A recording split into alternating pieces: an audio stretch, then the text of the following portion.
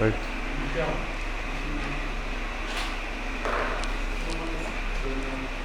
Vamos lá, pessoal, vamos dar início à nossa aula. Deixa eu botar aqui o mais alto possível. Tá. Vamos lá, a gente vai começar esse módulo agora, que é a história da igreja, né? Mas estava com esse nome aí antes, aí, história do cristianismo, mas segue que é a mesma coisa, tá? Ok? Para quem não me conhece, sou o pastor Jorge Filho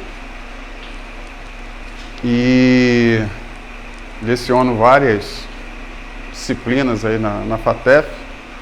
Há bastante tempo que eu não dou aula aqui na sede, né? O último que eu dei agora foi missões, mas eu dou aula mais em outros polos, mas como houve uma carência aí, né? Eu vim aí estar ministrando para vocês. Então hoje a gente vai começar a falar a história do cristianismo, que é a história da igreja, propriamente dita. Tá? Vamos ver como começou a igreja, vamos ver todos os processos da igreja, para que nós entendamos hoje por que a igreja está do jeito que está e como está do jeito que está, qual foi todo o processo, né, que aconteceu histórico com relação à igreja. Tá? E é óbvio, né, antes de começar qualquer disciplina, eu gosto de fazer uma coisa bem interessante, que é apresentar para vocês a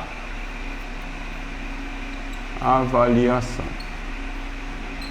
Tá? O Wilson que gosta, né? Quando eu escrevo isso, a avaliação. Então a gente vai, teremos, né, óbvio, avaliações para a gente, porque a gente está fazendo uma faculdade, então não é escola dominical e como um curso superior, mesmo que seja livre, tá? Então é necessário que nós sejamos avaliados mediante aquilo que fomos, a disciplina que vai ser dada, tá bom? Vamos lá.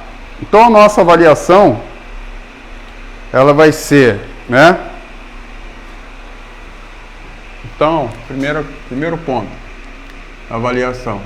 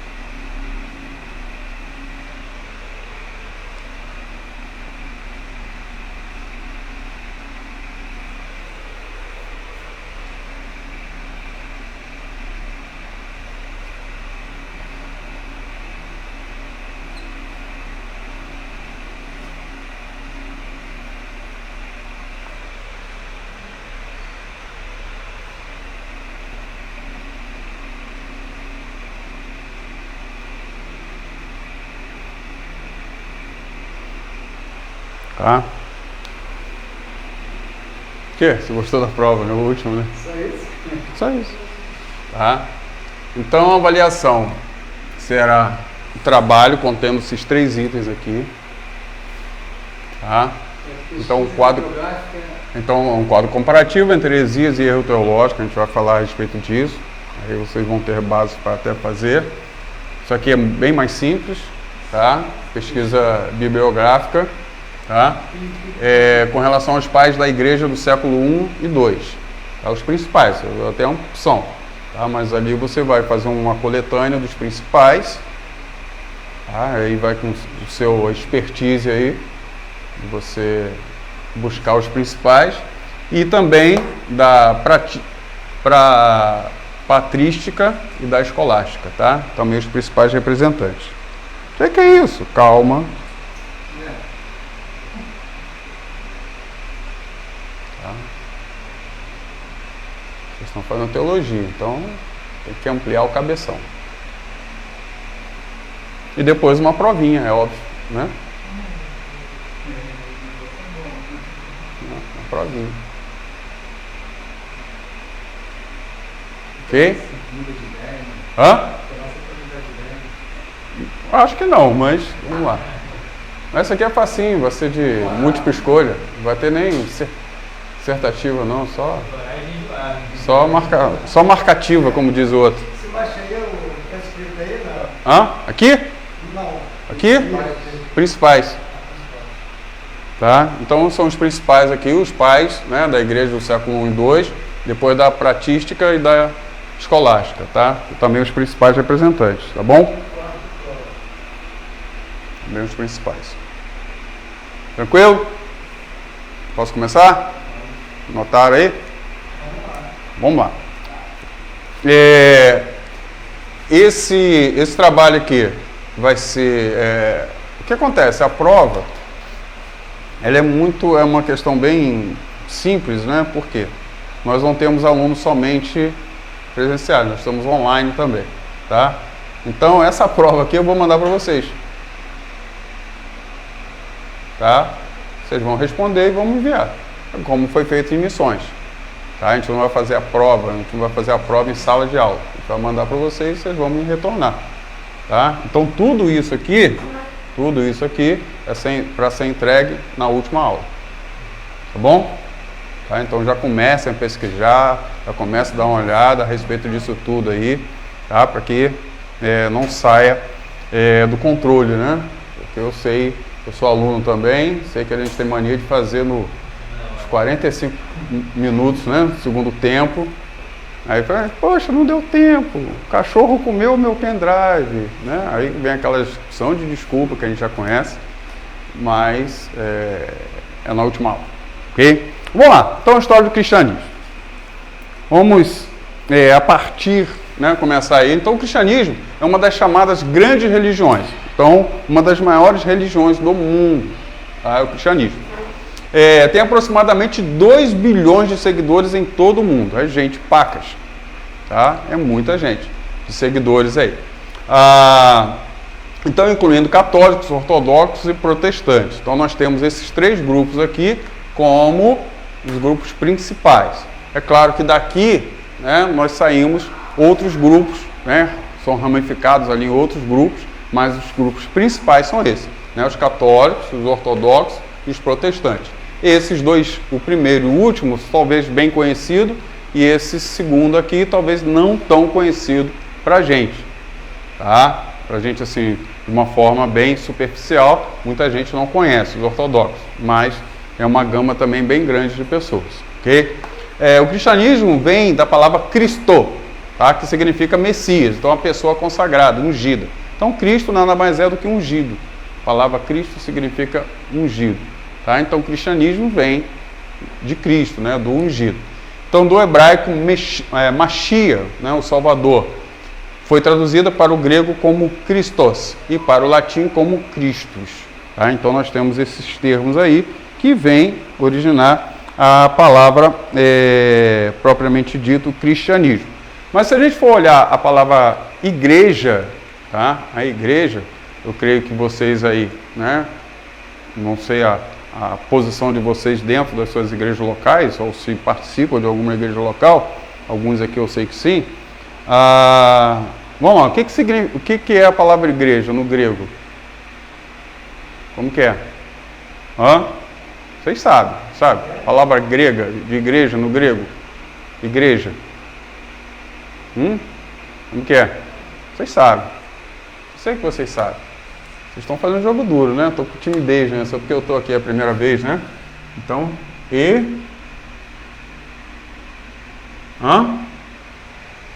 Eclésia. Tá? Eclésia, ok? Estou aportuguesando, tá bom? Tá? Então, a palavra igreja vem, né, dessa palavra que é eclésia. E tem um problema muito sério com relação às traduções, ou as pessoas elas são muito simplórias no que significa o conceito, né, de eclésia. Se a gente for perguntar eclésia, né, o que é eclésia? Né? Em grosso modo, as pessoas dizem que é um grupo de pessoas chamada para fora. Tá? Mas isso, na realidade, ela não dá a conotação correta de igreja.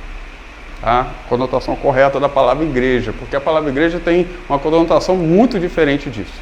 Bem diferente disso aí. Tá? Bem diferente disso. Então, na realidade, a palavra eclésia, ela é um grupo de pessoas chamado para fora, mas qual o objetivo? Então, a palavra eclésia é um grupo de pessoas chamados para fora para criar uma revolução. Tá? É um termo grego, tá? A palavra é o grego da igreja, né? A igreja, né? Eclésia.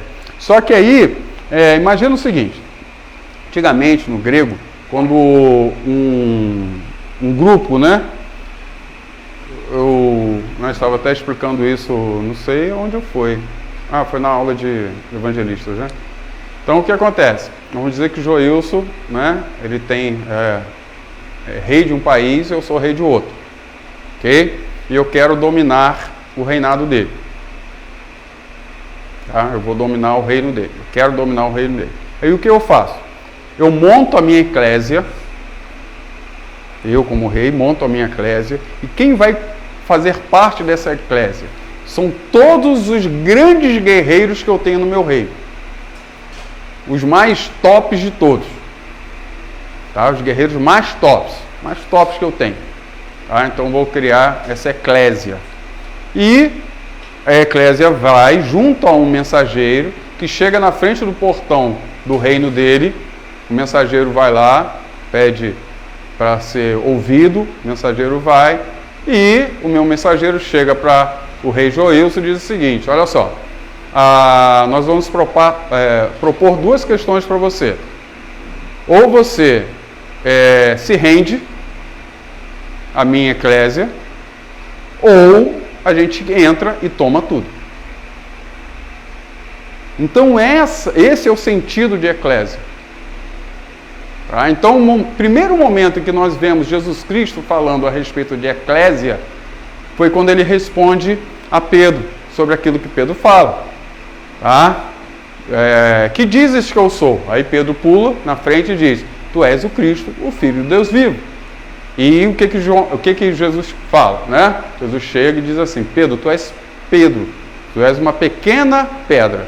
E sobre essa grande pedra que você disse, sobre essa grande fala que você disse, eu vou edificar a minha eclésia. Aí você entende quando ele diz: e as portas do inferno não prevalecerão contra a minha eclésia. Você entendeu o que significa eclésia? Por isso ele fala: e as portas do inferno não prevalecerão. Então, as portas do inferno, o inferno é um reino. Eu faço parte de outro reino.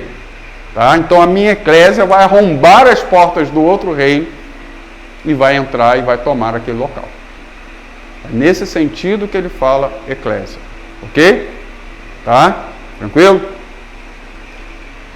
Aí quando você fala igreja, nesse sentido de eclésia, né, da forma correta, a gente entende que é algo muito maior do que aquilo que a gente imagina. Tá? Muito maior. Ok? Então, vamos lá. Então esse é o chamado, né? Por isso que vem o nome cristianismo. Então a doutrina do cristianismo baseia-se na crença de que todo ser humano é eterno. Primeiro ponto do cristianismo: todo ser humano é eterno.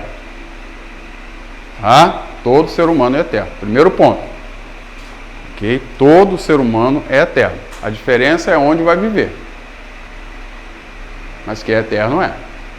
Tá? A questão é onde esse ser humano vai viver. E existe só dois locais. Um é o céu. E o outro? Exatamente. Tá? Ou é eternidade nos céus, ou é eternidade no inferno. Tá? A exemplo de Cristo, que ressuscitou após a sua morte. A fé cristã ensina que a vida presente é uma caminhada e que a morte é uma passagem para uma vida eterna e feliz para todos os que seguirem os ensinamentos de Cristo. Tá? Então, para quem segue a Jesus Cristo, o caminho é os céus. Tá? Isso, de forma bem simples, nós conseguimos entender isso. Os ensinamentos estão contidos exclusivamente na Bíblia, dividida entre o Antigo Testamento e o Novo Testamento. Tá? Não fala Velho Testamento não, que é feio. Tá? Velho é uma coisa acabada, né? Uma coisa acabada. Você tem um carro velho ou tem um carro antigo? Hã? Antigo. Não é antigo. Velho não. Velho está no ferro velho. Não é isso? Tá? Então, antigo. Antigo Testamento e Novo Testamento. O Antigo Testamento trata da lei judaica e outros escritos, ou a Tanakh. Todos vocês fizeram o Panorama Bíblico 1? Fizeram? Não? Tá? Então, o Antigo Testamento ele é chamado de Tanakh. Eu posso apagar aqui? Vocês já copiaram?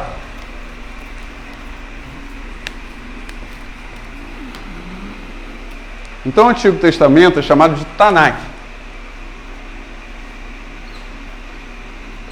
Tanakh, tá? Então, o que vem a ser Tanakh? T, N e K. T de Torá, ok? N de... Eu acho que é assim, tá? Se não for, vocês me desculpem. Nevilim. E K de que tu vim. Tá? Ok? Então eu tenho T de Torá, N de Nevilim e K de Ketuvim. Ok? Aí eu monto o nome Tanakh. Correto? Tranquilo? Então o Antigo Testamento, vamos lá. Aí eu vou uma pegadinha agora. O Antigo Testamento, vocês aprenderam isso na escola. Ketuvim. Tá? É.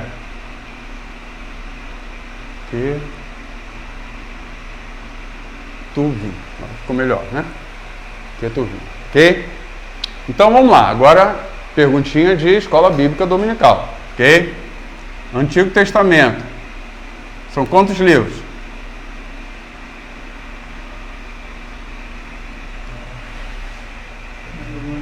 O quê? Ela está colando, vai. São quantos livros? Antigo Testamento, são quantos livros? Vamos lá, total, a Bíblia tem quantos livros? 66. 66 livros, tá? Antigo Testamento tem, Novo Testamento tem, Novo Testamento é 27, o Antigo Testamento tem? Caraca, vocês são fera, hein? 39, ok? Tranquilo? Só que aqui eu tenho, se aqui então é o Antigo Testamento, quantos livros eu tenho aqui? Hã? Quanto? Não, 22. Tá? Por quê? Tá? Por quê? A Tanakh é a Bíblia judaica. Elas têm o mesmo número de livros do nosso. Mesmo número de livros. Os mesmos livros que tem aqui, tem na Bíblia cristã, do Antigo Testamento. Porém, eles são contados de forma diferente. Tá? Eles são contados de forma diferente. Contados como? Tá? Por exemplo, você não tem 1º e 2º Reis, você tem só um Reis.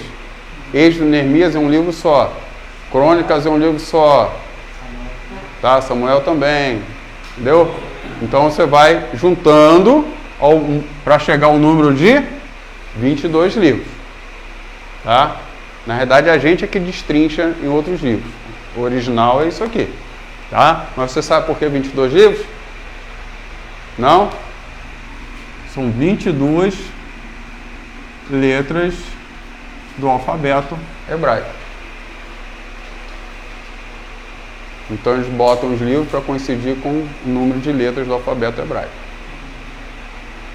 Tá? Então todo mundo, o pessoal já fez hebraico aí? Ainda não. Vocês fizeram grego, não foi? Fizeram grego. Grego. Vocês são fera no grego, né? Falam bem pra caramba. Não é isso?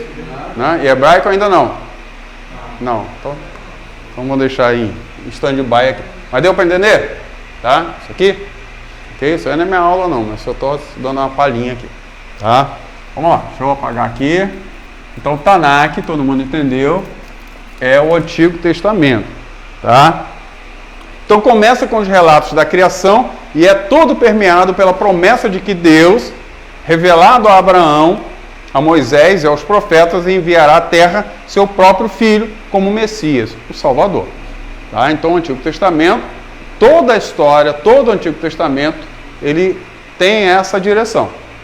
Ok? Então, quando nós pegamos a Bíblia, nós temos o Antigo Testamento, o Novo Testamento. Tá? Quem está no meio é a cruz. Tá? Então, todo o Antigo Testamento aponta para cá. E todo o Novo Testamento aponta para cá. Então, a cruz de Cristo é o centro da palavra de Deus. Ok? A morte de Jesus Cristo na cruz do Calvário é o centro de toda a palavra, de Gênesis a Apocalipse. Tudo aponta para Jesus. Por isso, a história da igreja é a história do cristianismo, a história de Cristo. Ok? Tanto aquilo que ele foi no passado, tudo aquilo que ele estava sendo no presente e tudo que ele será no futuro. Tá? Então, o Novo Testamento ele fala sobre tudo isso aí. Vamos lá, vamos adiante. Vamos lá que tem muita coisa para falar. Se quiser me parar em qualquer momento, perguntar alguma coisa, é só me parar, tá? Então, o Novo Testamento contém os ensinamentos de Cristo, escritos por seus seguidores. Os principais são os 4 evangelhos, escritos pelos apóstolos Mateus e João, como também Marcos e Lucas. Então, Marcos e Lucas não são apóstolos de Cristo, tá? Mateus e João, sim, ok? Então, nós temos os 3 evangelhos, para quem ainda não fez Panorama Bíblico 2, nós temos 3 evangelhos chamados evangelhos sinóticos, tá? Porque eles são parecidos, não são iguais. Quais são eles? Mateus, Marcos e Lucas, tá? São chamados evangelhos sinóticos, ok? Eles são parecidos, mas não são iguais, tá? Existem algumas diferenças entre eles. E nós temos João, o evangelho de João, que é totalmente diferente dos outros dois. Totalmente diferente, que eu falo, até nas histórias, né, naquilo que é falado ali, é bem diferente. Okay? Porque todos os 3 evangelhos sinóticos, eles apresentam Jesus ao povo, tá? Às pessoas, ao mundo, tá? Aos judeus, aos gregos, aos romanos. Então, apresenta Jesus a eles. Ok? O evangelho de João, ele apresenta Jesus à igreja. Estou mostrando Jesus para a igreja. Jesus como Deus. Antes está mostrando Jesus como Messias. Mas o evangelho de João mostra Jesus como Deus. E isso se dá até no primeiro versículo do evangelho de João. E qual é o primeiro versículo? Qual é? Né? Então nós vemos, no princípio era o Verbo. Tudo foi feito por ele, e sem ele nada do que foi feito se faria. Certo? Então nós vemos aí, no princípio era o Verbo. E o Verbo era Deus, e o Verbo estava com Deus. Tá? Então já mostra quem é Jesus Cristo. Que Jesus não é simplesmente um Messias, não é simplesmente um profeta. Jesus é o próprio Deus. Correto? Fala. Não, porque a gente deve ter uma coisa com questão do grego, né? O grego é diferente. Porque o grego vai ver que Deus, não o verbo, que era o Logos, né? Logos. Ele estava próximo a Deus. Ele não era Deus. Aí, se a gente for nesse pensamento, né, a gente cai na doutrina do Testemunho de Jeová. Tá?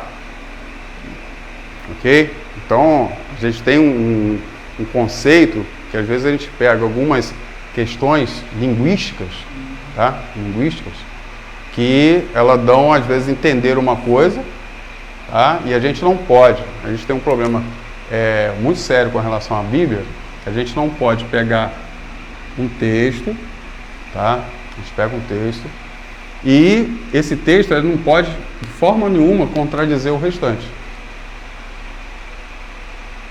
tá? Então, se o texto, aí tem uma questão, tá? Uma questão até de exegese que a gente chama, né? Que é essa questão de nós traduzirmos a palavra ou interpretarmos a palavra.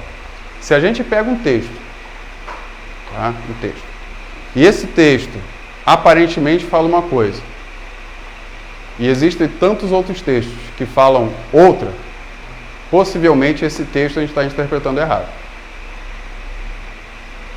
Entendeu? Tá? Então existe uma questão de exegese, é isso, porque a Bíblia ela interpreta a própria Bíblia. Tá? Então a gente pega alguns textinhos pequenos, né, que às vezes, né, a fala dele ou a leitura dele, ele dá uma ideia, né, uma ideia de uma coisa. Mas aí você pega tantos outros textos que dá a ideia de outra coisa. Aí esses textos maiores vão dar contrapor a esse texto. Então a gente tem que, às vezes, tem que tomar cuidado, tá? Com relação a isso, ok? Mas aí como é que ficaria esse pensamento entre Jesus e Deus? Só a mesma pessoa? Por exemplo, o termo trindade, ele não aparece em momento nenhum na Bíblia. Tá? O termo trindade não apresenta. Mas nós entendemos, né, quando nós lemos o texto bíblico, nós temos aí o Pai, o Filho e o Espírito Santo, tá? Como elementos dessa trindade, ok?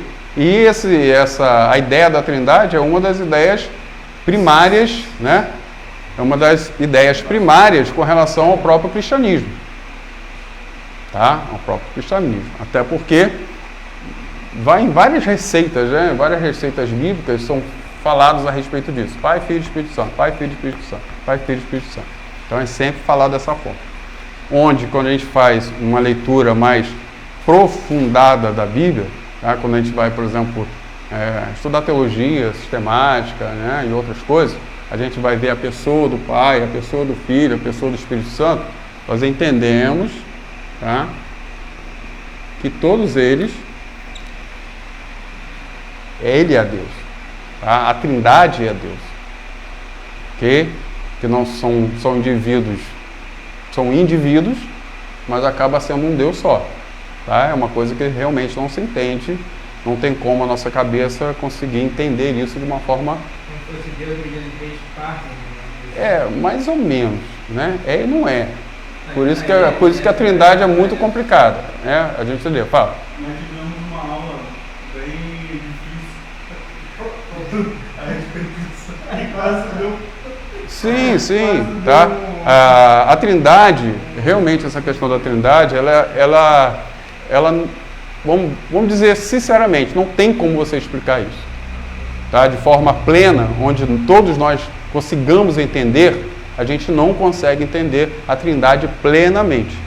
O exemplo que eu gosto de, assim, que dentro de tudo que eu estudei com relação à teologia, que me faz entender um pouco, o exemplo mais prático que eu conheço com relação à Trindade é o seguinte: quando Deus nos faz, tá? Deus nos faz segundo a sua semelhança, correto?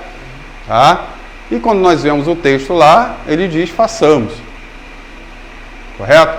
Então nós vemos o próprio Deus falando ali. E ainda tem uma outra questão, né? Uma outra questão. Aquele termo ali usado, né? Quando a gente ouve o Antigo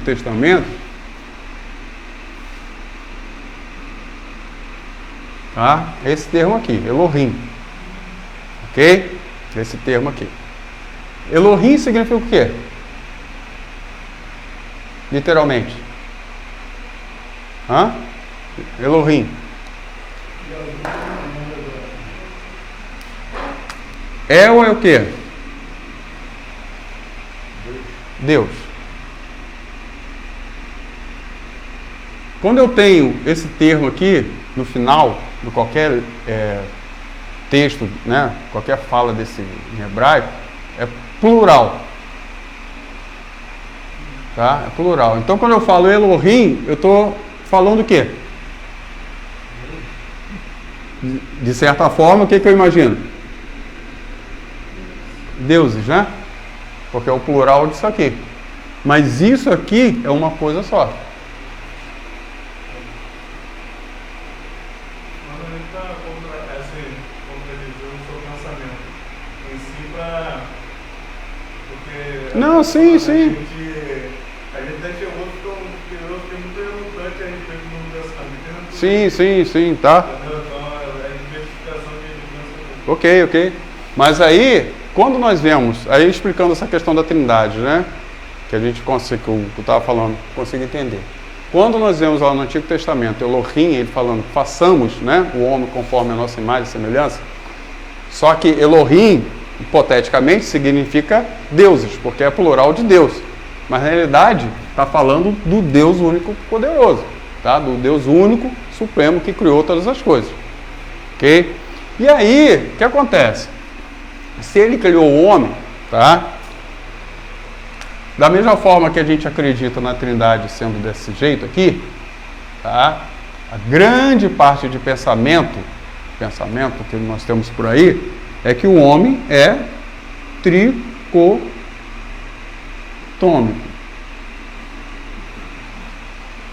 Tá? O que significa isso?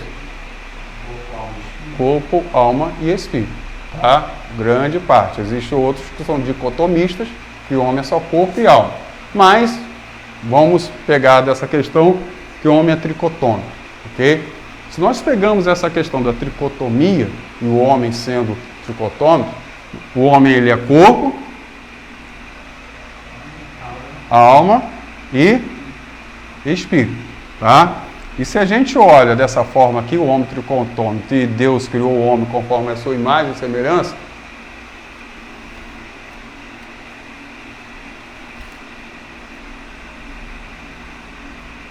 tá? Nós temos isso aqui.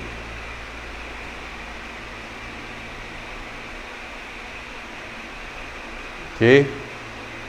Então, aí é uma leitura, quando eu falo, não é uma leitura de um texto, mas a leitura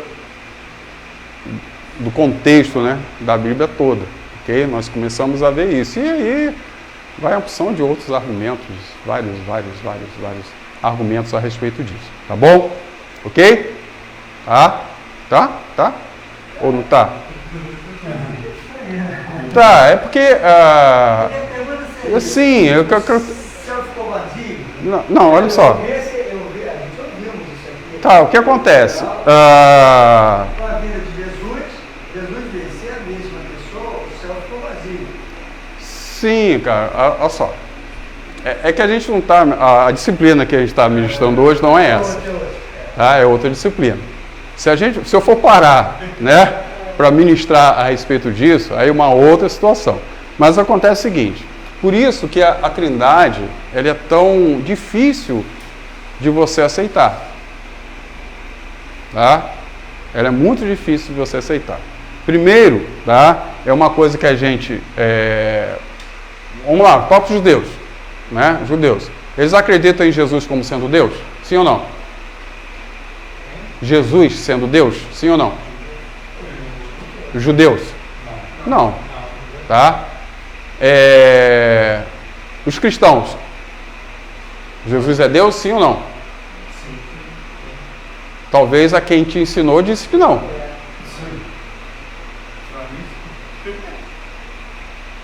Então, quem te ensinou, de repente, teologia, né, e está gerando essa dúvida, disse que Jesus não é Deus.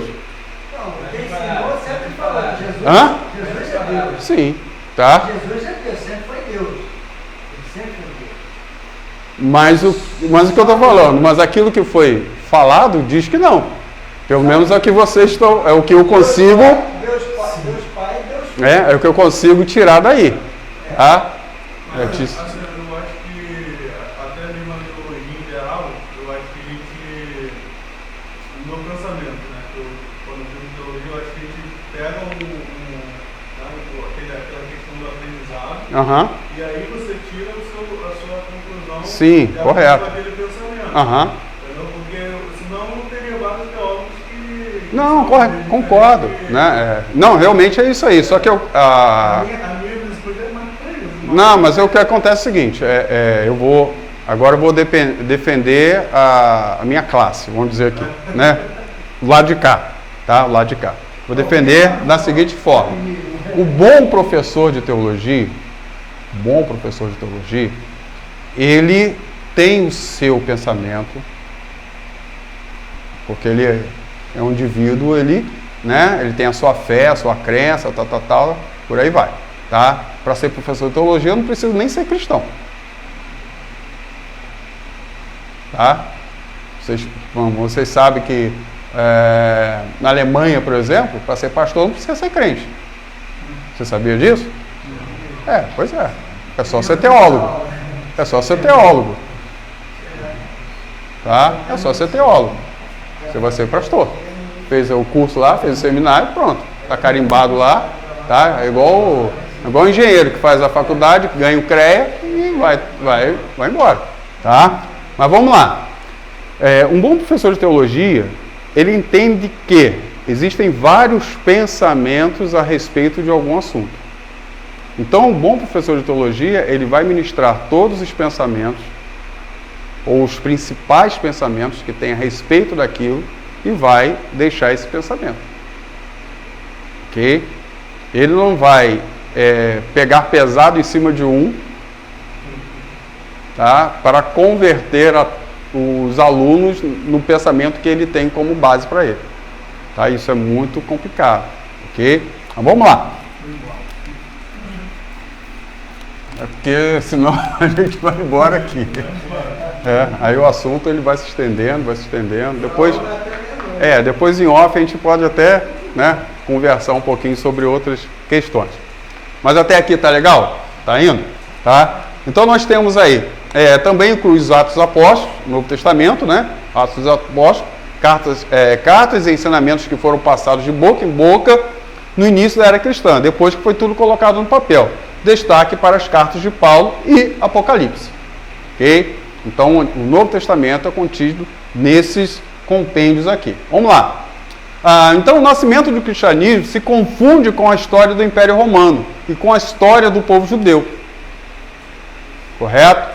Então, o cristianismo, o nascimento do cristianismo, ele tem essas duas origens aqui. Então, na sua origem, o cristianismo foi apontado como uma seita surgida do judaísmo e terrivelmente perseguida.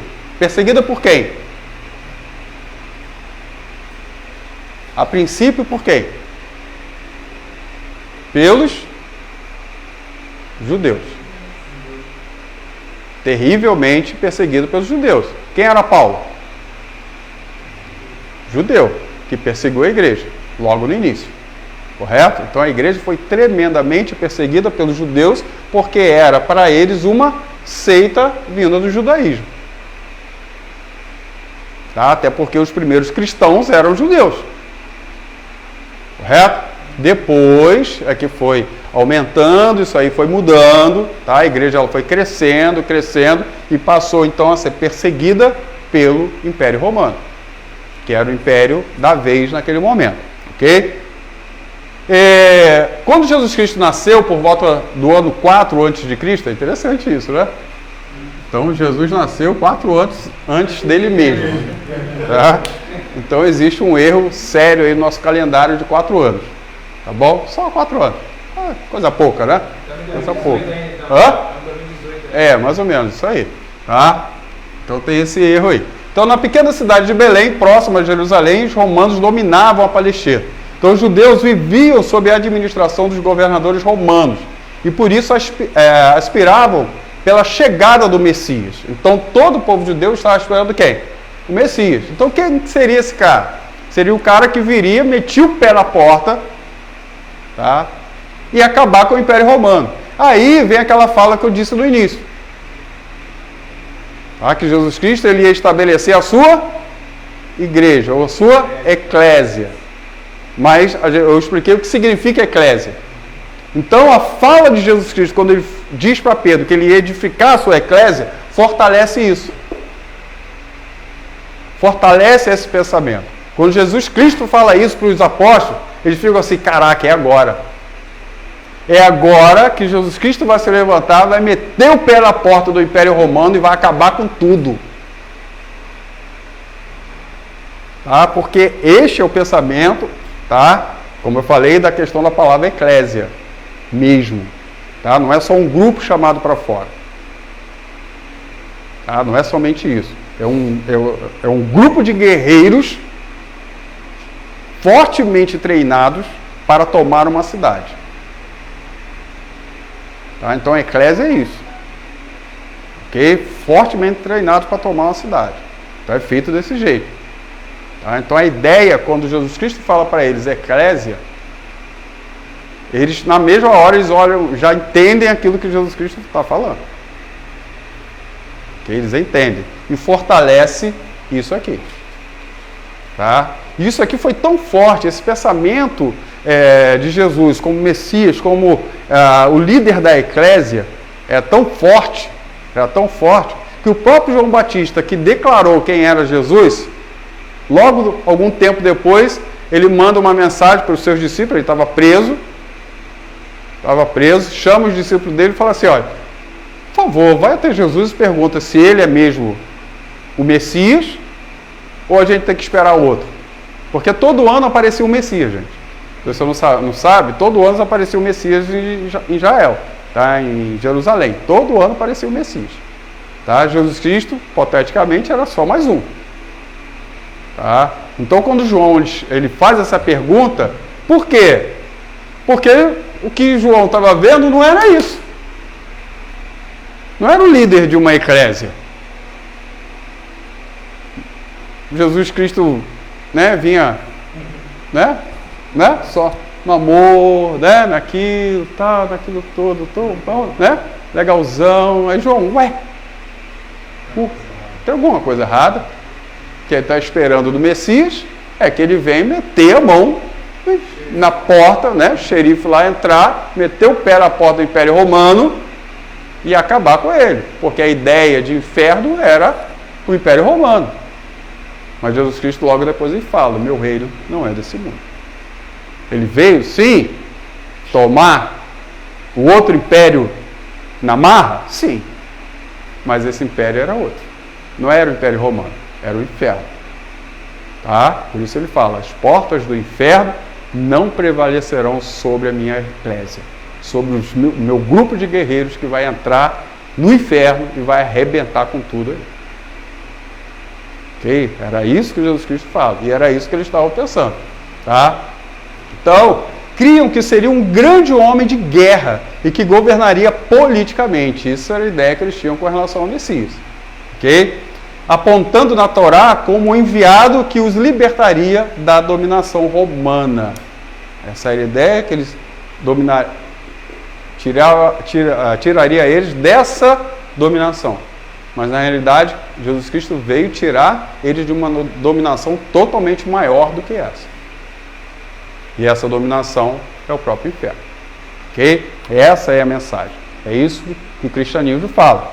Então, aos 30 anos, Jesus viveu anônimo em Nazaré, cidade situada no norte do atual Israel. Tá? Então, no norte de Israel está lá Nazaré. Ok? Então, aos 33 anos, seria crucificado em Jerusalém e ressuscitaria 3 dias depois. Então, todo mundo já conhece isso aí. Correto? Tá? Isso aqui é interessante, até nós saímos agora de uma festa. E qual foi essa festa? Cristã. Páscoa. Tá? Então, não sei se vocês conhecem todas as festas bíblicas, tá? Mas eu digo festa bíblica. Tá? Então, são 7 festas.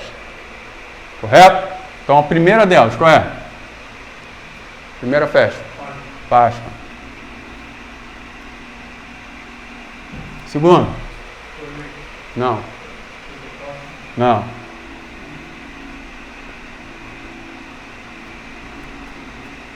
Põe as aspas. Terceira festa.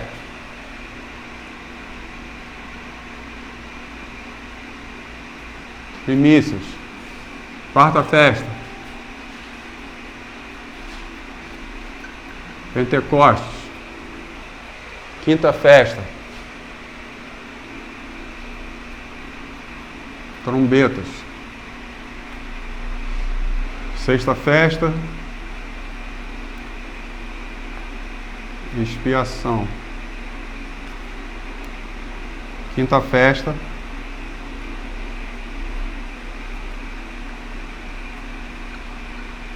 Tabernáculos. Ok? São essas 7 festas bíblicas, tá? Páscoa, pães asmos, primícias, Pentecostes, trombetas, expiação, tabernáculo. Nessa sequência. Ok? E isso aqui é interessante a gente entender. Jesus é o nosso Cordeiro. O quê? Paz. Qual? Né? Então Jesus Cristo morreu quando? A Páscoa. Que é? Que dia da semana? Sexta. Desceu ao inferno. Que dia?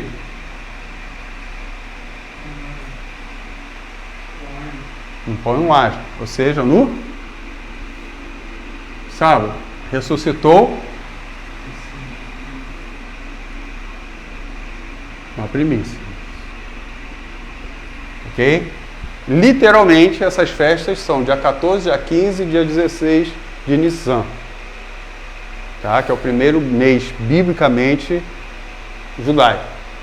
Tá? É o primeiro mês judaico, biblicamente. Ok? Não no calendário. O calendário é outro dia. Tá? Tá aqui. Tá aqui. A sexta é o que? Sexta é Páscoa. Não. Hã? Sexta é Expiação. expiação. É. Aí, 50 dias depois, o que nós tivemos? Pentecostes. Correto?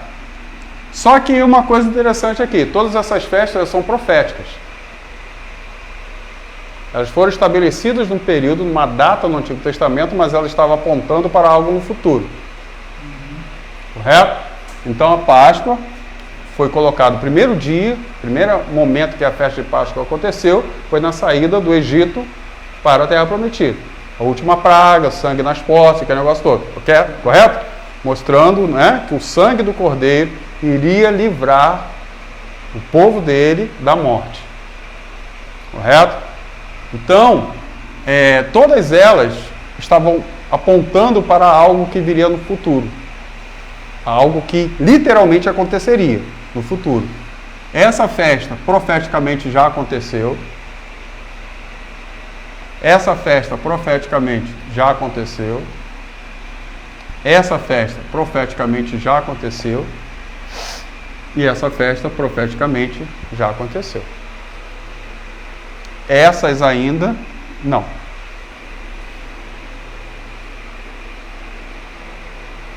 Tá? Aí agora eu vou deixar uma pulga na orelha de vocês aí. Outra, é? Então vou lá. Agora só, presta atenção, essa aqui é legal. Tá? Isso aqui é legal. Isso é maneiro. Quando a gente vai olhando essas questões proféticas das festas, tá? A gente vai olhando as questões proféticas, todas elas foram assim categóricas no seu cumprimento, categóricas nas suas datas, tá? Do seu dia. Então, por exemplo, Jesus é o Cordeiro de Deus que tira o pecado do mundo. Tá? E para esse Cordeiro tirar o pecado do mundo era necessário ele morrer. Tá? Por isso é o Cordeiro da Páscoa. Ok? É o Cordeiro que dá a passagem. A palavra Páscoa é pessa, tá? No hebraico, que significa passar por cima. Ok? Não é só passar, é passar por cima. Então Jesus Cristo ele morre para que ele cria uma passagem a todos aqueles que creem nele. Ok? Então cria uma passagem, passa por cima do quê? Da morte. Passa direto da morte para a vida eterna. Correto? Aí, vamos lá. Essas 4 festas aqui, como eu falei, já aconteceram profeticamente. A Páscoa, o Cordeiro morre, Jesus Cristo morreu. Na sexta-feira, tá? Ele morreu, o que acontece com ele? Ele vai para onde? Quando ele morre?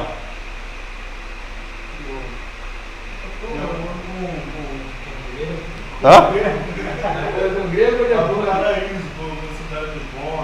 Tá, então vamos falar para o Hades, né?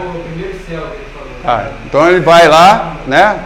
Vai para o Hades, tá? Lugar dos mortos, vamos dizer assim, tá? Ele vai lá para o lugar dos mortos, ok? Só que Jesus Cristo tem pecado? Não. Então ele bate e volta. Mas ele leva os nossos pecados, deixa tudo lá largado lá. Tá? Então ele bate e volta. Aí quando ele volta, ele ressuscita. Nas primícias. O que é primícia? Primeiros frutos, tá? Então Jesus, ele nasceu unigênito e ressuscita o quê? Primogênito. Por isso, primícias. Então ele é o primeiro a ressuscitar no meio dos mortos. E logo depois viria uma multidão. E quem são essa multidão? Que vem logo depois de Jesus Cristo ressuscitar no meio dos mortos. Fala. Não, eu. Você. Eu. Todos nós vamos ressuscitar no meio dos mortos. Da mesma forma que Jesus Cristo ressuscitou. Jesus é o primeiro. Tá? Então ele nasceu como primeiro filho. Tá? Como o único filho. Tá? E ele ressuscita como primeiro filho, entre muitos irmãos. Tá? Então, da mesma forma que ele ressuscita, por isso, primícias. Tá? Por isso, primícias. Ok? É o primeiro fruto. Ele é o primeiro entre muitos. Tá? Ele é o primeiro que ressuscitou daquele jeito. Então, entenda que daquele jeito que aconteceu com ele, vai acontecer com todos nós. Ele não ressuscitou em carne também? Sim, ressuscitou em carne. E é isso que vai acontecer com a gente. Exatamente o que aconteceu com Jesus vai acontecer com a gente. Exatamente. Tá? Vocês querem entender como? Paro aqui para explicar? Não, se quer explicar, Tá? O que acontece? O corpo nosso, no corpo santificado, lavado pelo... Sim, nosso corpo, o que acontece? Independente de onde ele estiver, tá? Esse corpo físico mesmo, ele se junta, é transformado no corpo glorificado e a gente sobe aos céus. Tá? O que a Bíblia fala, no tocar da trombeta, tá? Os mortos ressuscitarão primeiro, tá? Os mortos, o mar, né? A terra dará os seus mortos. Quando fala a terra dará os seus mortos, é exatamente isso. Tá? Então, Jesus é o exemplo de tudo. Tá? De tudo. Quando as mulheres entraram lá no sepulcro, tinha um corpo lá? Não. Tá? Então, aquele corpo físico, ele foi transformado. Enquanto Jesus Cristo estava aqui, possivelmente, quando ela chegasse lá, tinha um corpo.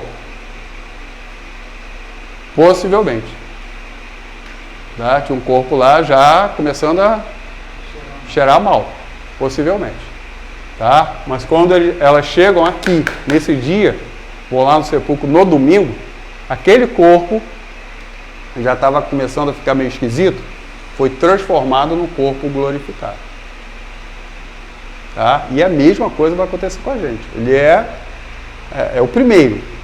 Tá? A mesma coisa vai acontecer com a gente. Quem estiver vivo na hora desse momento, tá? Quem estiver vivo, o que vai acontecer? O corpo vai ser transformado assim, direto. Tá? No corpo carnal, como está aqui, num corpo glorificado. E aí vamos encontrar, pelo menos é isso que a Bíblia fala. Tá? Ok? Então essas festas já aconteceram. Primícia, quando o primeiro ressuscitou, foi Jesus. Pentecostes é o quê? A festa de quê? Festa da colheita. Tá? Pentecostes é a festa da colheita. Mas o que acontece 50 dias depois? Festa de Pentecostes. E aí o que aconteceu literalmente lá na festa de Pentecostes? Descer do Espírito Santo, a inauguração mesmo da igreja. Mas quando a igreja é inaugurada, o que acontece naquele dia? Além dos 120 serem cheios do poder do Espírito Santo, o que acontece? Eles saem da casa e fazem o quê? Pregam a palavra. E quantas pessoas se convertem naquele dia? 3.000 pessoas. Então é uma grande colheita. Tá? Então todas as festas têm a sua intenção profética e essas aqui já aconteceram. Essas aqui já ainda vão acontecer. Tá? O que significa essas festas proféticas aqui? Tá? Dentro tem vários, como eu não estou dando aula dessa disciplina, eu posso falar de mim, né? Então vamos lá. Trombetas. Trombeta é quando a trombeta é tocada e o arrebatamento acontece. Não, volta de Jesus é aqui. Tá?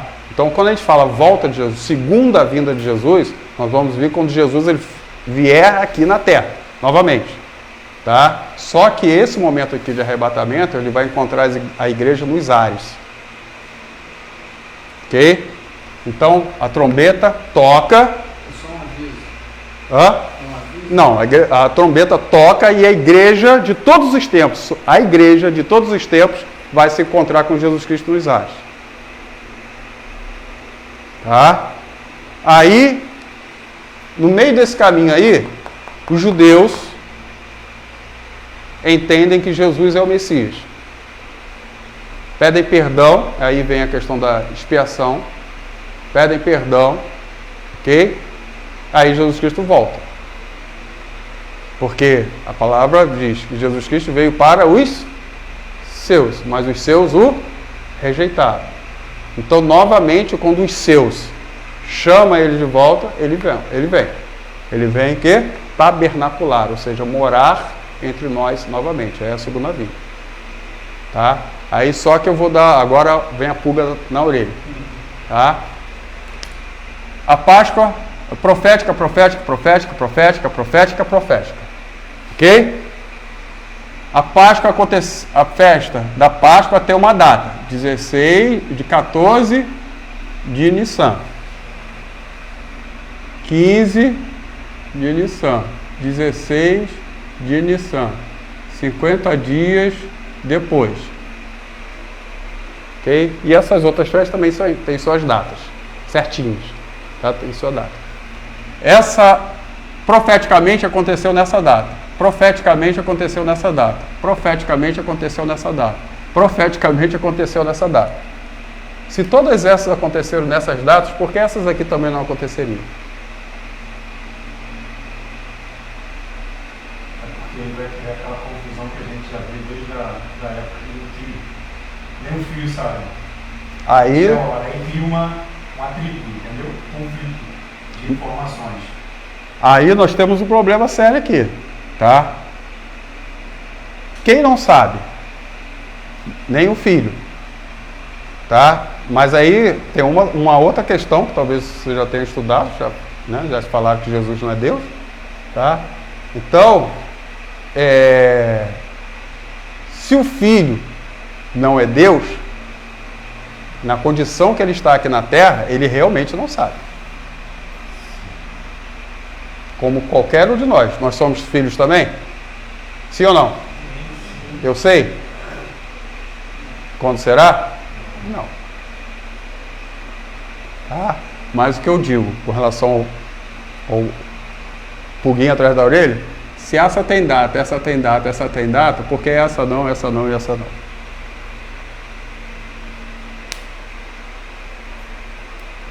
Tá? Então vamos voltar aqui na nossa aula? Vamos lá. É necessário que seja assim. Hã? É necessário que seja assim. Vamos lá. O Ok? próprio Jesus falou que só o Pai sabe. Só o Pai sabe. Ok. Mas aí Jesus Cristo também ele fala uma coisa muito interessante. Ele diz assim: vocês são muito tolos.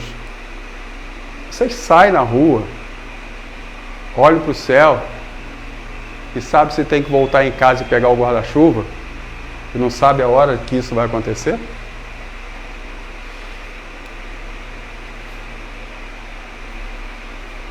Jesus mesmo fala isso. Então os sinais do tempo, dos tempos, nos mostram a respeito do momento que isso vai acontecer. A gente não sabe às vezes o dia exato, exatamente o dia, o momento e a hora, mas os sinais nos demonstram isso. Foi o que Jesus Cristo quis dizer. Mas fala também a respeito dos sinais, de vários sinais, que ainda também não seria esses? Como assim? Entendi. Até fala, tem uma passagem que fala a respeito disso aí, vários sinais. Sim. Mas que ainda não seria o tempo. Não, presta atenção. Existem várias questões quando a gente fala do tempo, tá? Tempo de quê? Tempo da ira do Senhor? Tempo da tribulação? Então tem vários conceitos que a gente tem que entender com relação ao dia do Senhor, tá? O dia da ira de Deus. Então são vários conceitos que a gente tem que ler a Bíblia e entender exatamente esses conceitos, o que eles realmente querem dizer, tá? Porque quando a gente olha assim um termo, a gente parece que é lá no início, depois lê, parece que é lá no final. Então a gente tem que compreender esses termos certinhos para conseguir entender quais são os momentos certos de que isso vai acontecer, tá? Senão a gente fica perdido. E existe um problema muito sério, até interessante isso. É interessante isso. Uma parábola que possivelmente, todo mundo aqui já ouviu, tá? Todo mundo já ouviu. Não é nem uma parábola, né? É algo que Jesus Cristo está falando. Todo mundo aqui já ouviu falar sobre a casa na areia e na rocha? Sim ou não? Tá? Então talvez você lá na escola dominical, na salinha lá das crianças, né? Talvez você já tenha até aprendido sobre isso, você já tenha até ensinado a respeito disso. Qual a ideia que você tem? Vamos lá. Qual é a ideia que você tem com relação à casa na areia e na rocha? Eu vou dar a minha. Eu vou dar a minha ideia que eu sempre tive desde quando me ensinaram. Tá?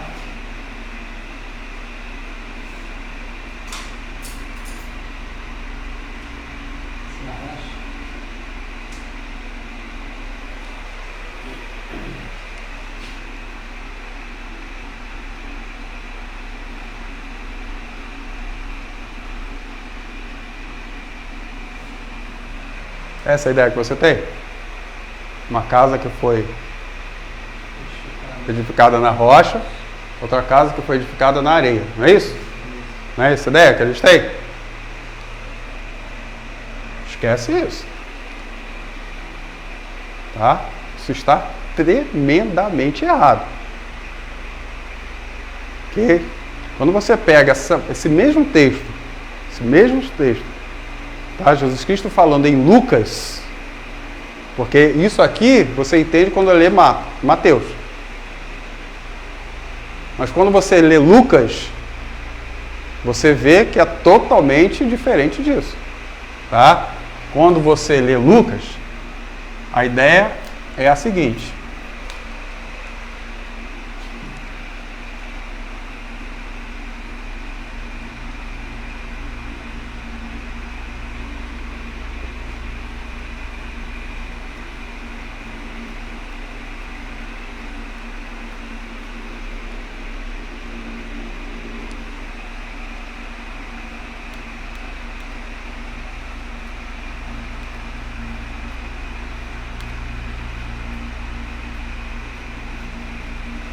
Quando você lê Lucas, é isso aqui que você entende. Totalmente diferente daquilo do anterior. Tá? Na realidade, é isso que acontece com muitos cristãos hoje. Não se aprofunda. Tá? Porque a base, nós sabemos que é a palavra do Senhor, que é a rocha, é Jesus Cristo. Show de bola, é isso mesmo. Ok? Mas o que o texto fala é que ela não está aqui na superfície, ela está aqui. E aí quando a gente fala a questão do texto, que a Bíblia é uma coisa só, toda a Bíblia fala a respeito disso. Toda a Bíblia. Existe um rio que sai do trono de Deus. Está onde isso? Ezequiel, não é isso? Tá? E existe um local onde as águas realmente fazem algum efeito. E é onde? As águas estão onde? São profundas. Então a água vai pelos pés, pelo tornozelo, pelo joelho, pela cintura, e chega um local onde ela é tão profunda que eu não consigo me colocar de pé. Tá? E é nesse lugar que existe cura, que existe restauração, que existe isso, que existe aquilo outro. Tá? Então está falando a mesma coisa. Marcos 16. Quem crer e for? 16. Quem crer e for? Batizado será? Salvo. Tá? Mas vamos lá. Se eu não for batizado, eu não serei salvo? É isso que o texto está dizendo?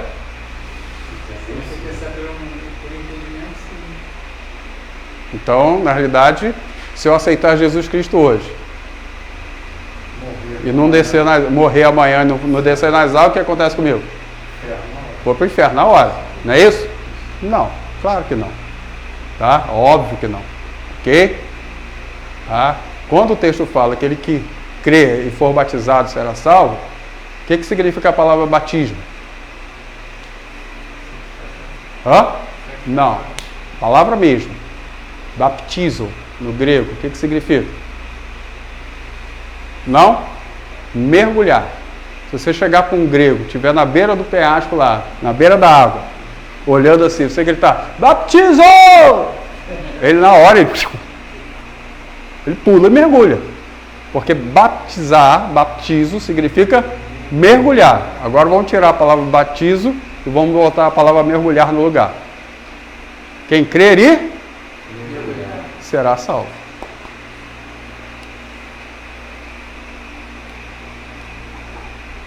Ok? Então o que eu falo? A leitura bíblica não pode ser de um versículo. Tem que ser da Bíblia inteira.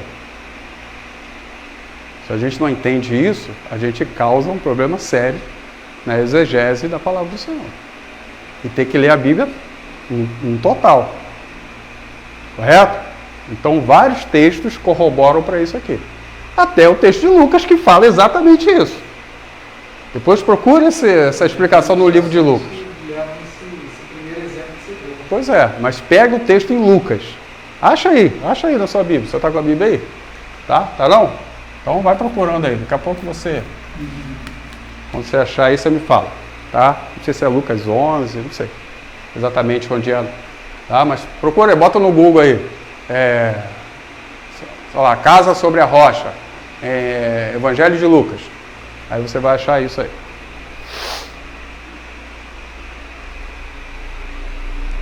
Uau! A hora tá... Vamos lá. Achou aí? Não? Deixa eu ver aqui. Casa sobre a Rocha, Lucas. Lucas 6. Vamos lá. Não é 11 não, Lucas 6. Agora vamos ler em Lucas, né? Ver como fica. A gente geralmente lê em Mateus, né? Lucas 6, 46. Olha só, versículo 46 de Lucas. Lucas 6, 46. Por que vocês me chamam Senhor? Me chamam Senhor, Senhor, e não fazem o que eu digo. Eu lhe mostrarei a que se compara aquele que vem a mim, ouve as minhas palavras e as pratica.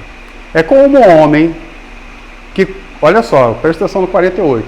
É como um homem que ao construir uma casa, cavou fundo e procurou os alicerces na rocha. Quando veio a inundação, a torrente deu contra aquela casa, mas não a conseguiu abalar, porque estava bem construída. Mas aquele que ouve as minhas palavras e não as pratica, é como um homem que construiu a casa sobre o chão, sem alicerces. No momento em que a torrente deu contra aquela casa, ela caiu e a sua destruição foi completa. Não está escrito isso aqui? Exatamente o que eu desenhei aqui. Acabei de me converter agora. Nem fez o apelo ainda. Nem fez o apelo, já me Tá? Lucas está escrito isso. A gente só lê em Mateus. E Mateus dá uma outra ideia. Quer dizer, dá uma outra ideia não, é isso aqui mesmo. Só que a gente... E outros falaram, só que a gente viaja. Que a gente está acostumado com coisa fácil, gente. A gente está acostumado com coisa fácil. A gente quer pegar as coisas na superficialidade. A gente quer pegar, sentar na frente da televisão, pegar o controle. Tá? Quando eu era garoto, eu tinha que ir na frente da televisão, trocar de canal, ainda tinha que ficar rodando aquele trequinho para sintonizar. Hoje, se você fizer isso com uma garotada, ela vai para o quarto dormir, porque não consegue. Da mesma forma, foi aquela explicação que você deu no Apocalipse 3:20, né? Sim, sim. A gente vai chegar nisso aí hoje. Espera. Nas pregações, as pessoas de uma maneira. Isso aí. Tá? Ok? Então, da outra forma, né, que a gente pensa, que a gente pensava, eu não tinha nem uma forma certa de pensar. Você quer dizer que, você quer Jesus, firmei lá minha base sobre a rocha, que é Jesus, e acabou, eu tô legal. Acho que eu pensando assim, de outra forma, de maneira que eu aceitei, mas é necessário que eu mergulhe para cavar, para eu poder... Isso, achar Jesus, é isso mesmo. Isso aí. É mais ou menos É isso aí. Por isso que a palavra do Senhor fala que o Rei dos Céus é ganho pela força. O que significa ganhar pela força? Não é você bater na porta do inferno e tomar o inferno à força. Ele está falando tomar a força é sobre você mesmo. Tá? Eu tenho que me esforçar. Eu tenho que combater contra a minha própria pessoa. Porque o pecado, o que é? Hoje nós somos em Cristo, nós somos livres. Nós somos libertos. De quê? De tudo. Hoje, literalmente, como libertos de tudo, eu só cometo pecado se eu quiser. Eu só erro se eu quiser. O inimigo está ali, me tentando. Mas eu posso muito bem resistir a ele. Submetei-vos a Deus, resistir ao diabo e ele... Ou Deus está maluco quando disse isso? Tá? Porque às vezes a gente pensa que Deus é... Como é que é o negócio? Um dia está de um jeito, outro dia está do outro. Não quer? Bipolar. Tem gente que acha que Deus é bipolar. Uma hora ele fala uma coisa, uma hora ele fala outra. Mas não é isso. Tá bom? Vamos lá. Então, mais para as autoridades religiosas judaicas, eu estou dando falando opção de coisa que eu dou aula de uma disciplina. Aí a cabeça vai voando, né, nas disciplinas todas, ok? Então, vamos lá. Mas para as autoridades religiosas judaicas, ele era um blasfemo, ou seja, Jesus, tá? Pois autodenominava-se o quê? Messias. Existia uma fase que Jesus Cristo, no primeiro momento que Jesus Cristo pegam pedra para apedrejar Jesus Cristo, é quando ele usa o termo eu sou. Só quem é isso aqui? Se só quem é isso é Deus, Jesus Cristo fala isso, e pegam de pedra para meter em cima dele, porque ele está dizendo que ele é. Aí tem um outro problema, em algumas coisas que vocês aprenderam. Tá? Se for só uma questão de palavras, se fosse só uma questão de palavras, os judeus não pegariam pedras para atacar nele. Porque nesse momento Jesus Cristo está causando uma blasfêmia muito grande. Ele está dizendo que ele é o próprio Deus. Porque até hoje no judaísmo, no hebraico, você não usa esse termo, você não conjuga esse termo aqui. O verbo ser no hebraico não é conjugado. Ok? Por exemplo, o normal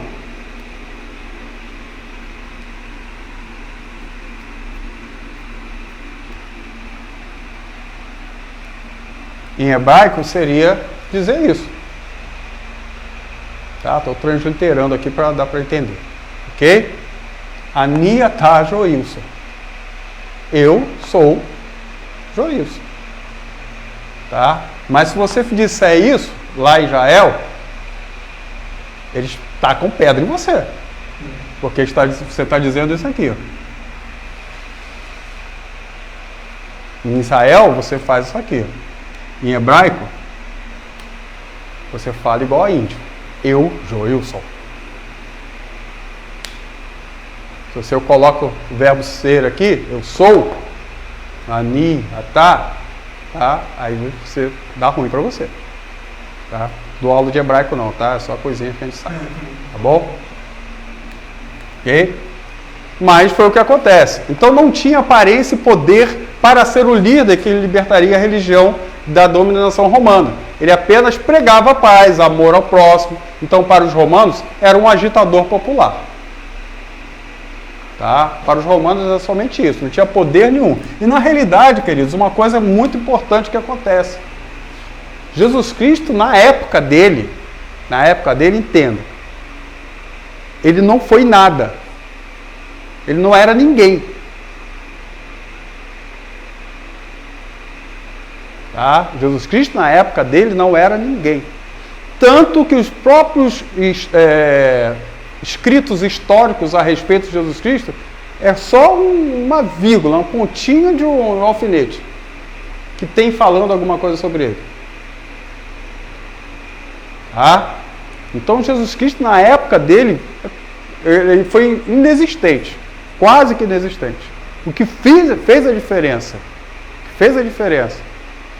no cristianismo foi a vida dos seus discípulos. Aí sim. Aí sim.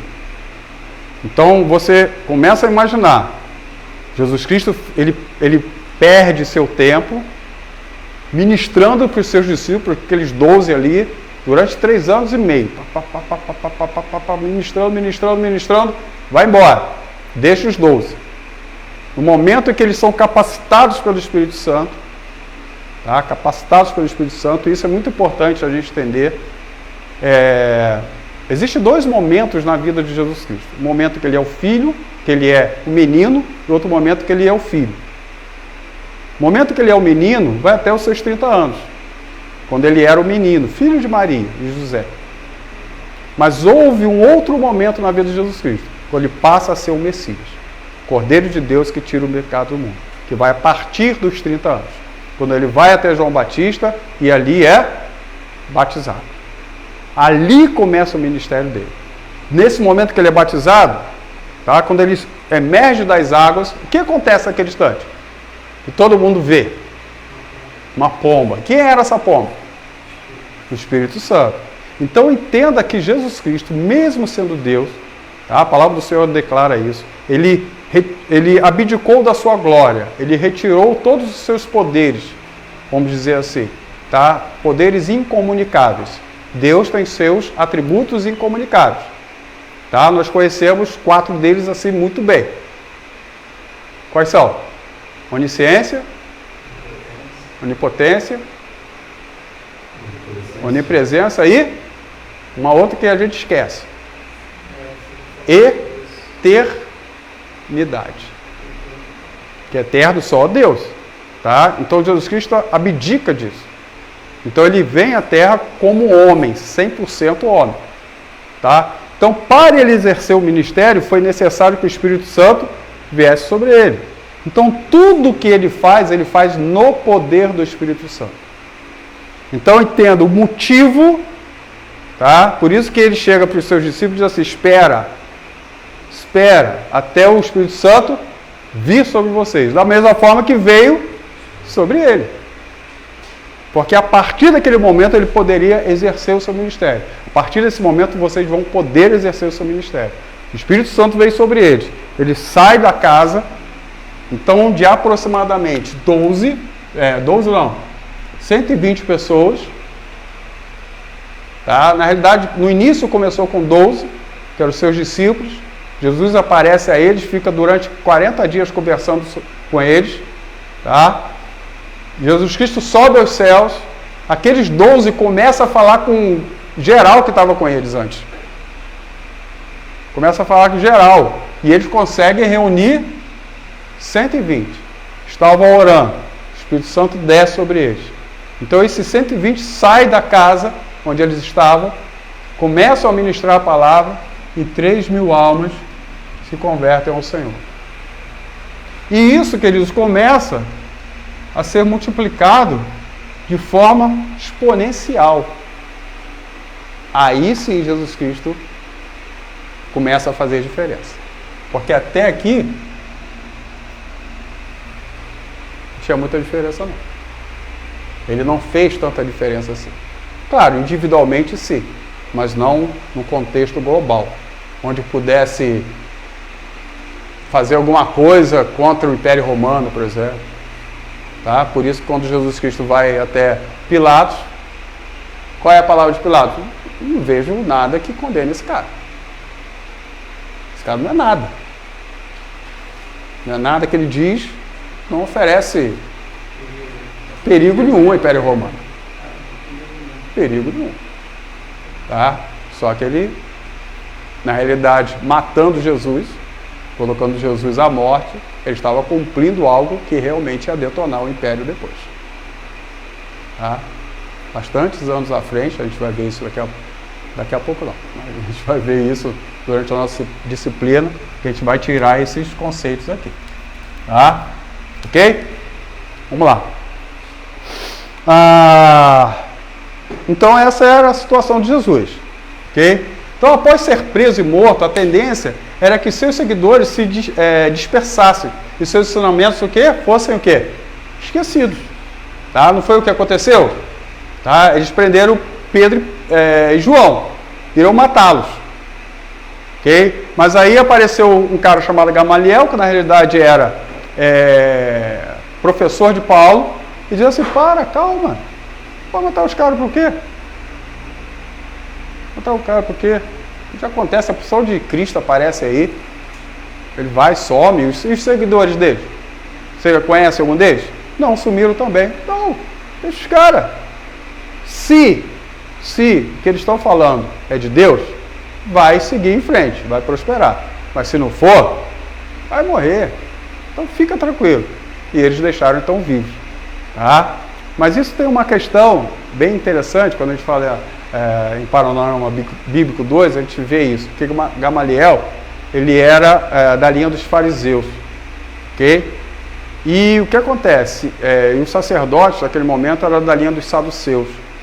Então existe um conceito até religioso a respeito desses dois grupos.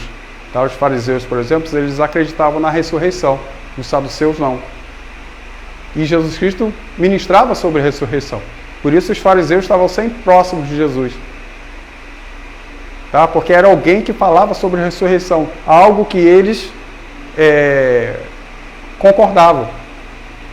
Mas aí quando chegava perto de Jesus, Jesus Cristo dava uma mancha. Mais lambada, né? Que eles ficavam meio tontos, né? Mas é por isso que eles caminhavam perto de Jesus. E Gamaliel, quando chega, ele fala assim: os caras estão falando de ressurreição. Estão falando de ressurreição, vai matar os caras. Então a ideia de Gamaliel é essa, ok? Vamos lá. Então, como havia antecipado os profetas do Antigo Testamento, Cristo ressuscitou, apareceu aos seus apóstolos, apóstolo quer dizer enviado, tá? Então a palavra apóstolo, se a gente fosse traduzir hoje, seria missionário. Tá? Então todo missionário mesmo, missionário, não é evangelista, tá? Que existe uma diferença. Tá? Meus alunos da escola de evangelista sabem disso. Tá? Existe uma diferença entre ser evangelista e ser missionário. Se eu vou para qualquer lugar do mundo pregar a palavra para alguém, eu não estou sendo missionário, eu estou sendo um evangelista. Eu estou sendo evangelista onde quer que for. Tá? Mas o missionário, qual é a função dele? Ele vai a algum lugar, ele vai pregar a palavra? Sim. Ele vai ganhar pessoas para Jesus, vai montar uma igreja local, vai ensinar os locais a presidirem a igreja, a organizarem a igreja, a colocar a igreja para frente, a ganhar outras pessoas para Jesus. E quando esses locais já estão trabalhando na igreja local, já estão fazendo o trabalho que eles devem fazer, o missionário vai, fica mudo. É o mesmo serviço ou é diferente?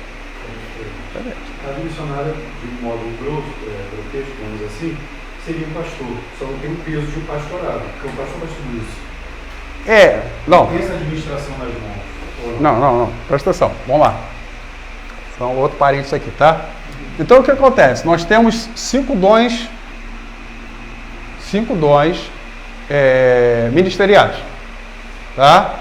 Então nós temos pastor, vou botar aqui PT, pastor, tá? Eu tenho apóstolo, eu tenho mestre, evangelista e profeta. Ok? Então tem esses 5 dons ministeriais.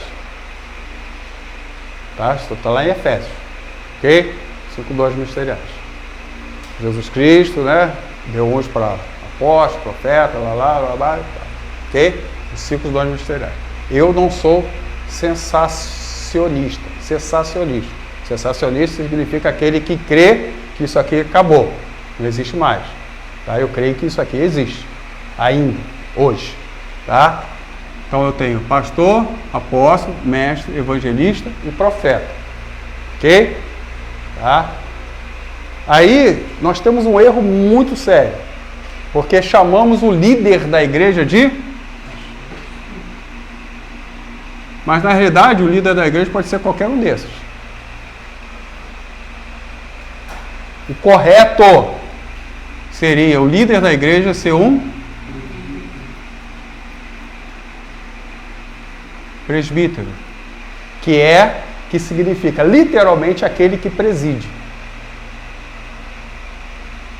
Então, se qualquer um desses tiver esse dom, ele vai ser o líder da igreja, que aqui no Brasil a gente chama de pastor, como cargo e não como dom. Por isso existem pastores que apacentam literalmente. Mas tem pastores que não apacentam. Por quê? Ele não é pastor. Eu, por exemplo, eu tenho um título de pastor. Mas eu sou mestre. Ok?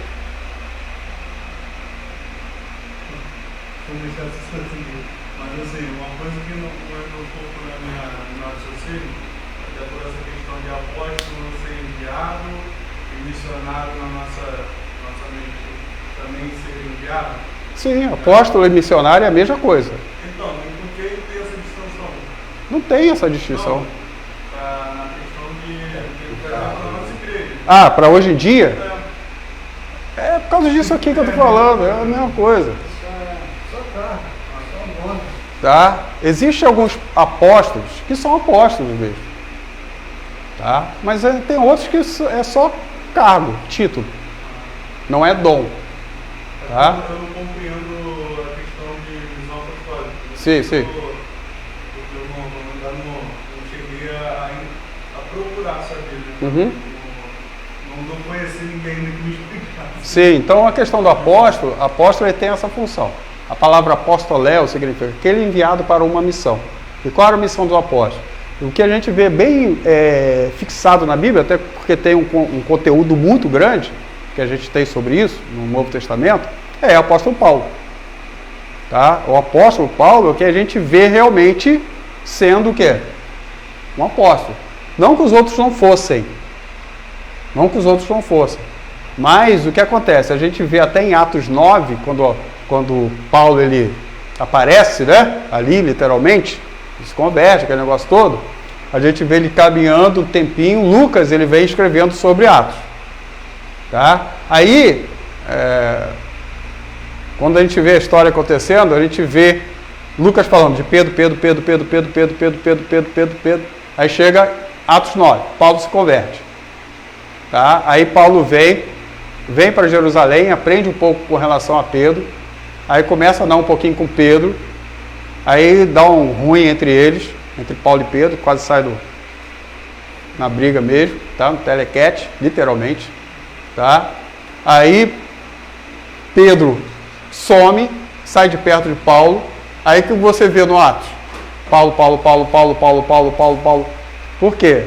Porque nesse momento, a partir desse momento, Lucas concorda com aquilo que Paulo estava falando e não com aquilo que Pedro estava falando e começa a caminhar com Paulo. Aí começa a escrever a história a partir daquilo que ele estava vendo, vivenciando aquilo ali. Tá?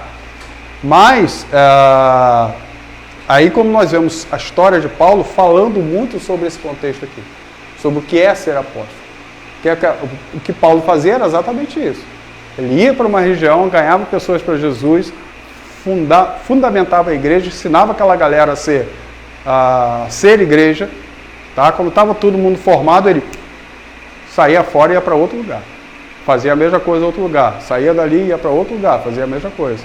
Tá? Esse é o missionário. Esse é o missionário mesmo, que hoje a gente tem o nome de missionário, tá? Mas é o apóstolo.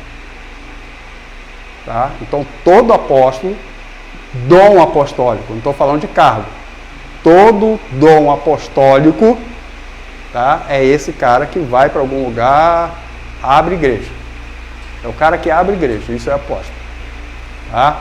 Se eu vou para um lugar, ficar uma semana pregando a palavra, prego a palavra e vou embora, eu sou um evangelista. Eu não sou um missionário.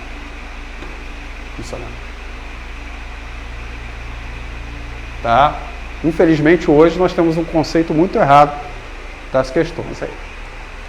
Vamos lá. É muita coisa, né, que a gente está falando hoje, né?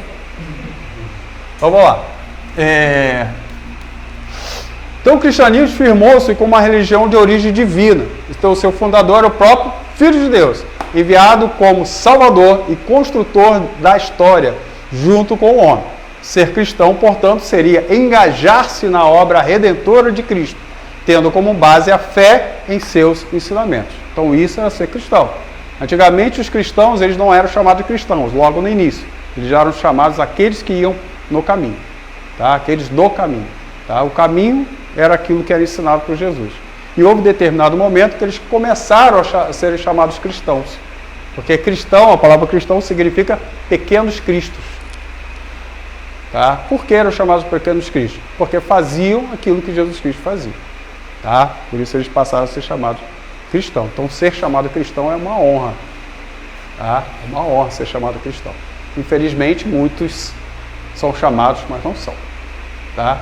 Infelizmente. Rapidamente a doutrina cristã se espalhou na religião do Mediterrâneo e chegou ao coração do Império Romano. Ok? E a difusão do cristianismo pela Grécia, Ásia Menor, foi obra especialmente do apóstolo Paulo. E que não era um dos 12, né? Os 12 originais. Ele não era um dos 12, correto?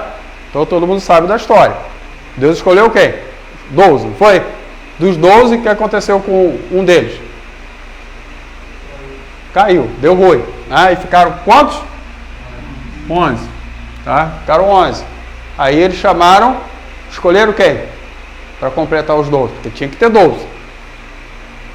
Tá? É um mistério aí que eles ensinaram para Jesus Cristo lá. Jesus Cristo ensinaram para eles e eles sabiam que tinham que ter 12. Tá? Que tinha que bater com as tribos, tem uma opção de coisa aí. Mas vamos lá. Tinha que ter 12, ok? Aí eles chamaram mais um. E quem era esse um? Não. Filipe estava aqui. Chamaram quem? Não. Estava aqui também.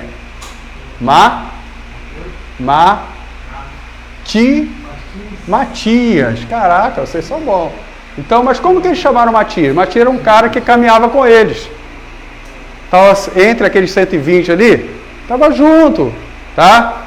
Aí, e Judas. Deu ruim. E agora? A gente tem que ter 12. E quem que a gente vai escolher? Sei lá, cara. Vamos fazer o seguinte, quem poderia ser? Fulano, ciclano, fulano, tal. Botaram o papelzinho, nomezinho de todo mundo. Matias, você. canto. Aí botaram Matias como sendo um dos 12. Matias fez alguma coisa? Fez. Biblicamente não. Tá? A gente não fala nada ali na Bíblia a respeito do que ele fez. Tá? Não tem nada ali. Na verdade, nem de muitos eles também tem. Mas a história fala alguma coisinha, mas muito pequenininha sobre Matias. Mas o que nós entendemos é que o cara que realmente entrou aqui foi aquele camarada ali. Tá? Esses 12 aqui, quem chamou? E quem chamou isso aqui? Então ele entra aqui. Tá? Ele foi chamado diretamente pelo homem. Ok? Mesmo que não fosse de forma corpórea, mas ele ouve o chamado. Tá? Que não era um dos 12 e teria sido chamado para a missão, pelo próprio Jesus. Então as comunidades cristãs se multiplicaram. Surgiram rivalidades. Entre Roma, muitos cristãos foram transformados em mártires, comidos por leões em espetáculos no Coliseu, como alvo da ira dos imperadores, atacados por corrupção e devassidão. Tá? Então, a igreja vai passar por vários períodos até chegar aos dias de hoje. Então, vamos estudar de forma panorama cada um desses períodos. Panorama, que não dá em 4 aulas a gente falar sobre a história inteira. Tá? De forma panorama. Cada um desses períodos, para termos uma visão global delas, para que possamos entender a sua evolução até a época contemporânea. E quais são esses momentos? Nós temos a Igreja Apostólica, tá? Que nós vamos estudar, a Igreja Perseguida, a Igreja Imperial, a Igreja Média, ou seja, da Idade Média. Nós vamos falar sobre a Reforma Protestante. Ok? Então são esses 5 momentos que nós vamos estudar. Tá? Vamos falar sobre esses 5 momentos. Igreja Apostólica, Igreja Perseguida, a Igreja Imperial, a Igreja da Idade Média. Tá? A Idade Média, vamos falar sobre a Reforma Protestante. Tá bom? Então são esses itens que nós vamos falar. A aula termina o quê? Meia-noite? Hã? Que hora que termina? 9 horas? Não, 9 horas não. É 9 horas que termina a aula? Sério? Jesus Cristo. Micharia. Lá depois das 10 só que 100. Ah, é? Então tá quase no finalzinho da aula. É muito assunto para falar aí. Ainda mais tem os parentes todinhos que abrem no meio do caminho, né? Pra gente falar outras coisas. Eu não posso às vezes deixar sem muita resposta. Você vai falar, não é minha disciplina, vou responder não. Não fica ruim, tá? Então nós vamos estudar esses assuntos aí.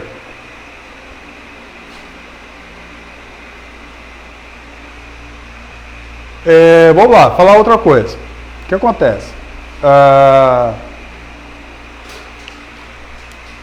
Eu tenho uma apostila, ela tem 73 páginas. Tá? A respeito desse assunto. Essa apostila, se você quiser, ela tem um custo de R$20. Tá? Mas como eu faço? Você faz um Pix para mim e eu transfiro essa apostila para você em PDF. Aí você guarda, imprime, faz o que você quiser. Faça o que você mesmo, vai?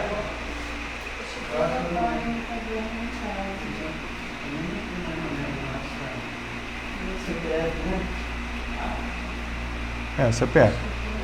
Tá? Se você quiser, é essa aqui, tá bom? Então a apostila tem 73 páginas e fala sobre esse assunto todo. Pra você ter algo para você ler até posteriormente. Eu sei que a gente fala muita coisa aqui. Tá? E na apostila tem até mais detalhado, né? Porque não tem como a gente falar tudo aqui. Mas aí caso a gente lendo muito, você consegue tirar tudo pra gente? Consigo, com certeza. Sim, no WhatsApp, sim, até que se quiser mandar individual, não tem problema não, tá?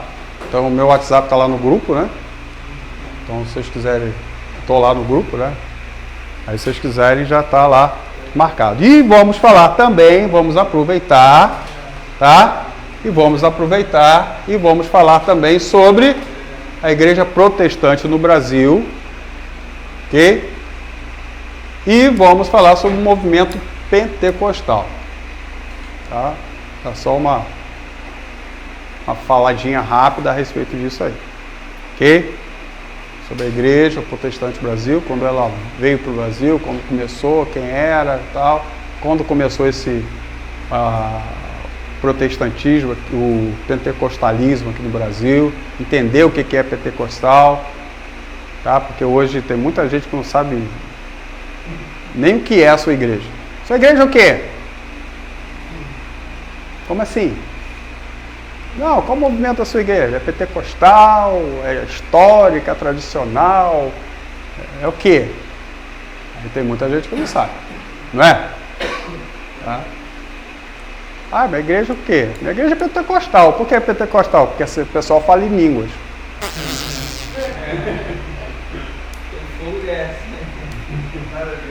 Isso no pentecostal. Tá?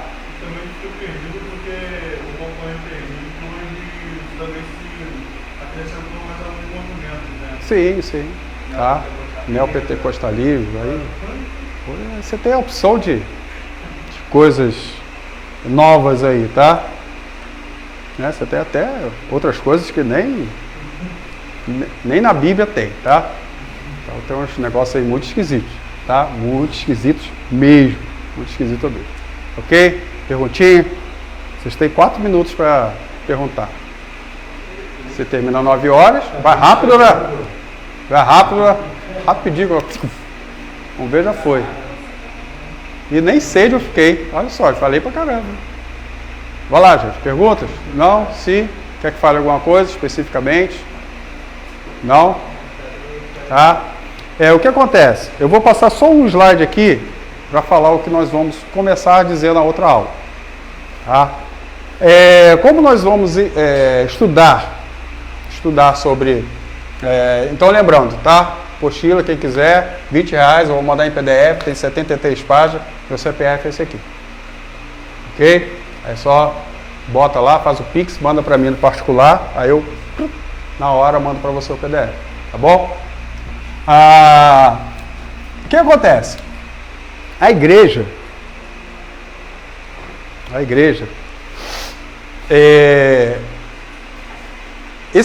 essa carta de Apocalipse, logo no início da carta, nós estamos falando sobre 7 igrejas. Tá? Cartas a 7 igrejas. Essas igrejas, a gente vai detalhar isso melhor na outra aula. Essas igrejas, elas são igrejas locais. Tá? A gente vai falar isso na outra aula. Só para você já ficar pré-antenado para a próxima aula. São igrejas locais que existiram literalmente, tá? Na região onde hoje é a Turquia. Ok? 7 igrejas da Ásia ali. Elas existiram literalmente nesse momento de João. Tá? Só que essas igrejas, elas falam também de períodos da igreja, na história da igreja, no decorrer da história. Tá? Então nós temos a igreja de Éfeso, ok? Que fala da igreja apostólica. Nós temos a igreja de Esmirna, que fala da igreja perseguida. Nós temos ai, meu Deus, agora eu esqueci.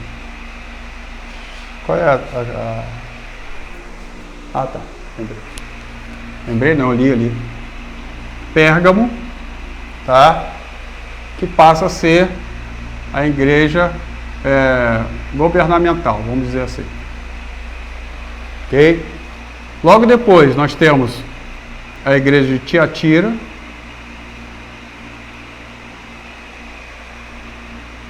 Sardes,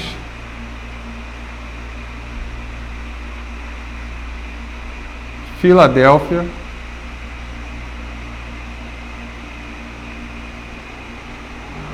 Laodiceia. Ok? Cada igreja dessa fala de um momento da história. Essas aqui, momentos literalmente da história. Aqui, Tiatira, nós começamos a ver a igreja católica. Sardes, igreja protestante. Filadélfia é o bom daqui e daqui. Laodiceia é o mal daqui e daqui.